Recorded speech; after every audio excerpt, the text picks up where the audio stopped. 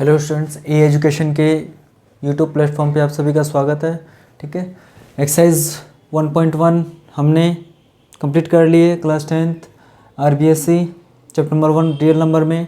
आज हम exercise 1.2 start करेंगे। सबसे पहले हम पढ़ेंगे इसमें क्या इंट्रोडक्शन। ठीक है, डायरेक्ट एक्सरसाइज पे चलने से पहले हमें क्या पढ़ना चाहिए, उसका इंट्रोडक्शन, कि उसमें पूछा क्या गया है, उसमें हमें करना क्या है। अगर वो इंट्रोडक्शन आपको आ गया तो एक्सरसाइज आप खुद से सोल्व कर सकते हो। ठीक है, तो सबसे पहले इसमें हमें क्या पढ़ना है, फंडामेंटल थ्योरम ऑफ अर्थमेटिक। अब ये थ्योरम क्या बोलती है कि every composite number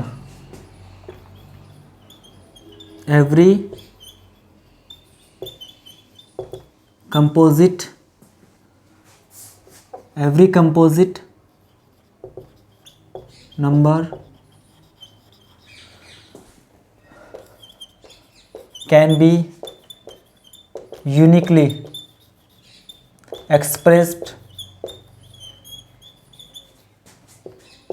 in the product of their prime factors। ठीक है, और यहाँ पे क्या होगा, ऑर्डर ऑफ अरेंजमेंट है ना प्राइम नंबर्स का या प्राइम फैक्टर्स का, वो क्या होगा, उसको हम कंसिडर नहीं करेंगे। ठीक है ना, order of prime factors is not considered.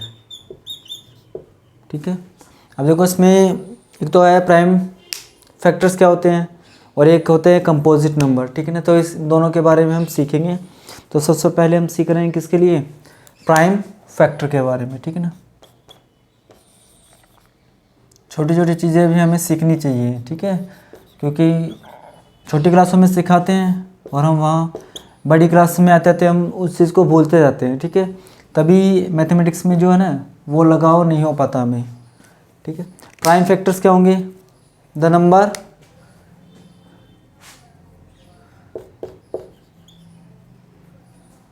Prime factor बोलते हैं, प्राइम नंबर बोलते हैं उसको। ठीक है ना, प्राइम नंबर्स, द नंबर्स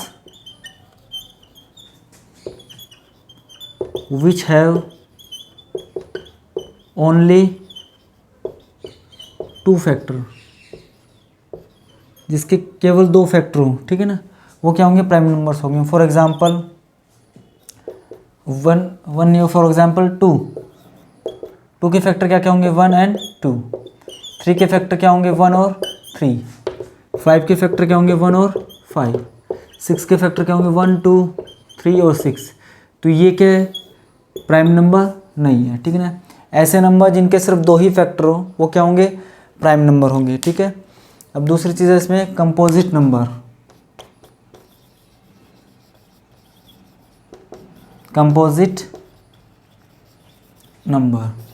ठीक है, numbers which have more than two factors, numbers which have more than two factor.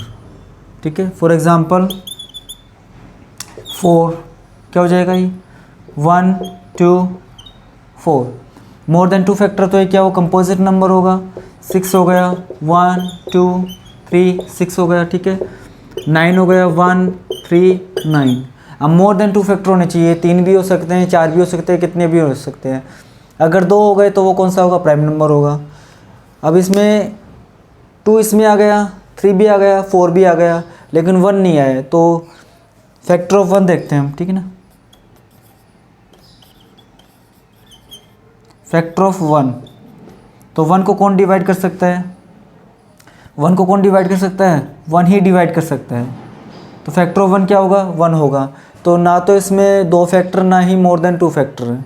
ठीक है, तो 1 क्या है, ना तो ये कंपोजिट नंबर है, ना ही ये क्या है, ये क्या है, ना ही ये प्राइम नंबर है। ठीक है, सो 1 is neither prime number nor composite number,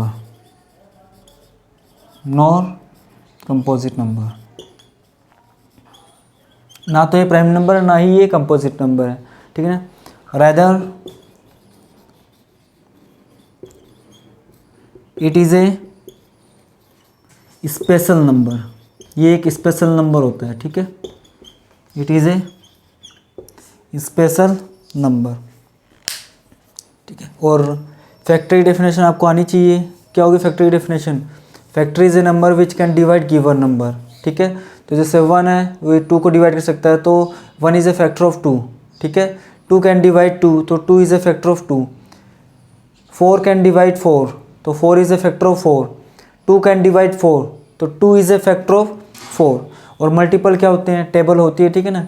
multiple is a number which can divide by the given number, ठीक है। तो इन दोनों में छोटा सा डिफरेंस होता है, वो आपको सीखना है, समझना है, ठीक है ना।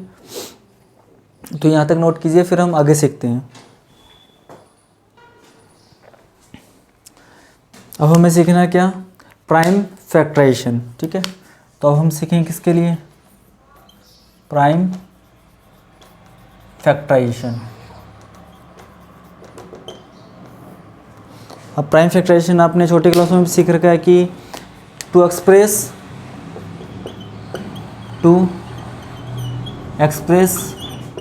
Each composite number as the product of their prime numbers. यही फंडामेंटल थ्योरम ऑफ अर्थमेटिक है, ठीक है। यही फंडामेंटल थ्योरम ऑफ अर्थमेटिक, ये आपने छोटी क्लासों में सीख रखा है, ठीक है। और हमने 10th क्लास में बस उसी का नाम हो गया fundamental theorem of arithmetic, prime factorisation.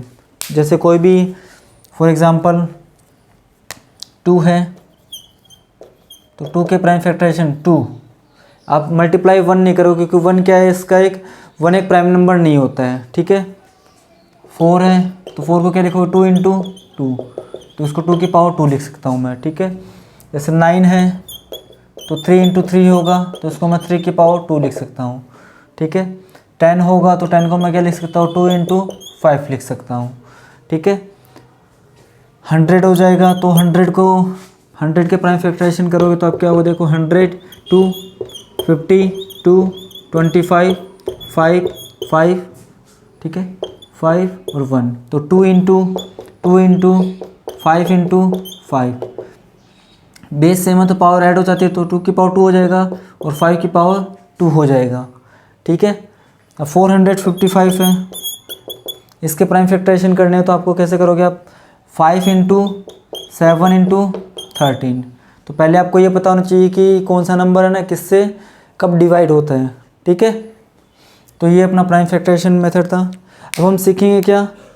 HCF और LCM फाइंड करना by using prime factorisation method, ठीक है। अब देखो हमें HCF फाइंड करना है 18 और 24 का by using prime factorisation method, ठीक है। तो स्टेप 1 में क्या करेंगे? स्टेप 1 में प्राइम फैक्टराइज ऑफ 18 एंड 24, ठीक है। देखो स्टैंडर्ड प्रोसीजर यही होता है प्राइम फैक्टराइजेशन से सोल्व करने का, HCF और LCM फाइंड करने का, ठीक है। आपने अभी तक कैसे फाइंड किया है वो कोई मैटर नहीं रखता, कि यहाँ पर जो मैं करवा रहा हूँ ना आपको, ये क्या एक स्टैंडर्ड प्रोसीजर है प्राइम फैक्टराइजेशन मेथड से HCF और LCM फाइंड करने का, स्टैंडर्ड प्रोसीजर, ठीक है। तो वही आपको सीखना है। प्राइम फैक्टराइज ऑफ 18 एंड 24, तो 18 के प्राइम फैक्टराइज क्या हो जाएगा? 2 इंटू में 3 इजक्वल टू 2 की पावर 1 हो जाएगा, 3 की पावर 2 है, कॉमा 24 क्या हो जाएगा? 2 इंटू 2 इंटू 3, तो 2 की पावर 3 इंटू में 3 की पावर 1, ठीक है। स्टेप 2 में क्या होगा, कलेक्ट ऑल द डिस्टिंक्ट का मतलब होता है अलग अलग, collect all the distinct prime numbers. तो यहाँ पे कितने प्राइम नंबर दिख रहे हैं मेरे को, 2 दिख रहे हैं, एक तो 2 दिख रहा है और एक 3 दिख रहा है, तो 2 एंड 3। अभी स्टेप 3 आएगी, ठीक है ना। अब स्टेप 3 में क्या होता है, रेज द मिनिमम पावर, ठीक है, raise the minimum power, raise the minimum power of each prime number. तो हर एक प्राइम नंबर की आपको मिनिमम पावर लेनी है, ठीक है। सो HCF ऑफ 18 एंड 24, तो आपको 2 भी लिखना है और आपको मल्टीप्लाई में 3 भी लिखना है, जो भी डिस्टिंक्ट प्राइम नंबर वो सारे लिखने हैं। अब 2 की पावर यहाँ पे 1 है, यहाँ पे 3 है, तो कम पावर कौन सी है, 1, तो 2 की पावर 1 आ जाएगा। 3 की पावर यहाँ पे 1 है, यहाँ पे 2 है, तो रेज द मिनिमम पावर लेनी है आपको, तो 3 की पावर 1 आएगा। It implies HCF of 18 and 24 कितना गया, 2 3 ज़ा 6 हो गया, तो ये आपका HCF आ गया है, ठीक है। 18 और 24 का बाई प्राइम फैक्टराइजेशन मेथड, ठीक है ना। तो एक और क्वेश्चन करते हैं इसी का ही। अब एक और क्वेश्चन करते हैं कि find HCF of 42 and 91 by using prime factorisation method.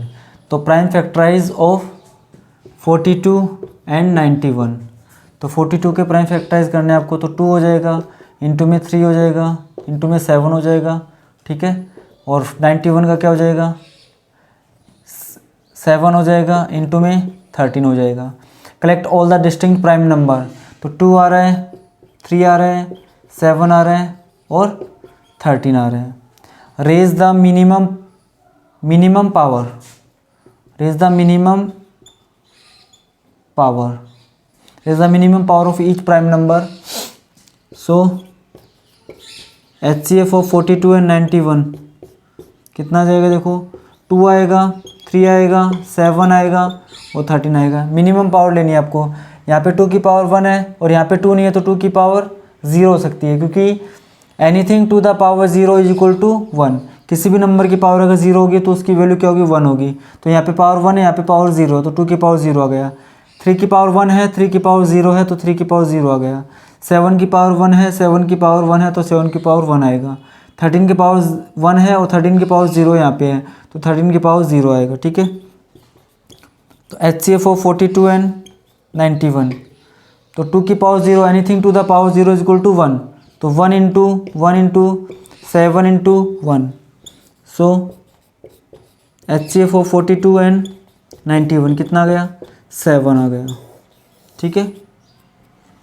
HCF of 42 and 91 कितना आ गया, 7 आ गया। तो हमने इंट्रोडक्शन में थोड़ा बहुत सीखा है HCF के बारे में। अब नेक्स्ट क्लास में हम किसके बारे में सीखेंगे, हम LCM के बारे में सीखेंगे, ठीक है।